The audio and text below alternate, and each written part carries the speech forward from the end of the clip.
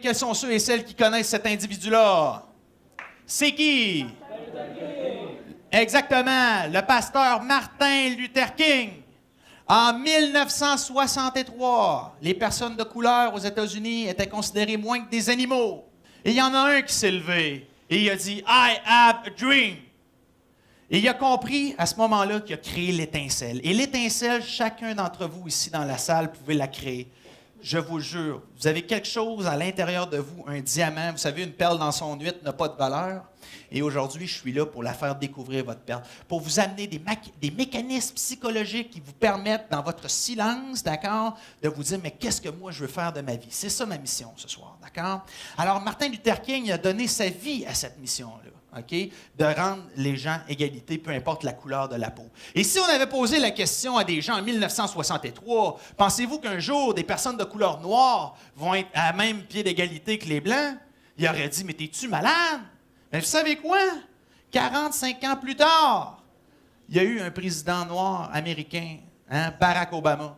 Alors, c'est pour nous dire qu'à un moment donné, hein, les gens vont surestimer ce qu'ils peuvent faire en un an.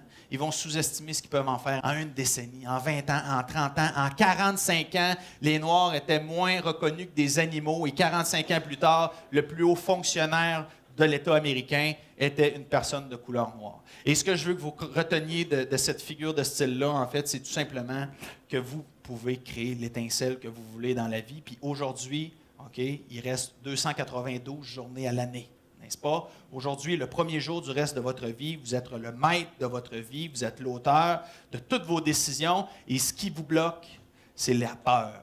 Et la peur n'existe que dans la mesure où vous laissez votre esprit la créer et votre corps la ressentir. C'est juste entre les deux oreilles, n'est-ce pas? La peur numéro 1 chez les gens, vous savez, c'est quoi? Exactement, c'est de prendre parole en public. Moi-même, j'étais une personne extrêmement timide quand j'étais jeune. J'ai travaillé sur moi-même. Je me suis exposé à mettre de l'avant des tests et tout ça. Vous savez, je suis président du Club Rotary de Québec. À toutes les semaines, à tous les mardis matins, 7h30, je fais une conférence au Château Frontenac devant des gens. Moi, là, je vous le dis, je suis membre depuis 2012. Ça me coulait en dessous des bras. J'avais de la sueur dans le dos. Écoutez, je stressais pas de sens avant de prendre parole. Aujourd'hui, je suis président. Alors, c'est du conditionnement. Et c'est ce que je veux que vous compreniez, d'accord? Tout est une question de mindset.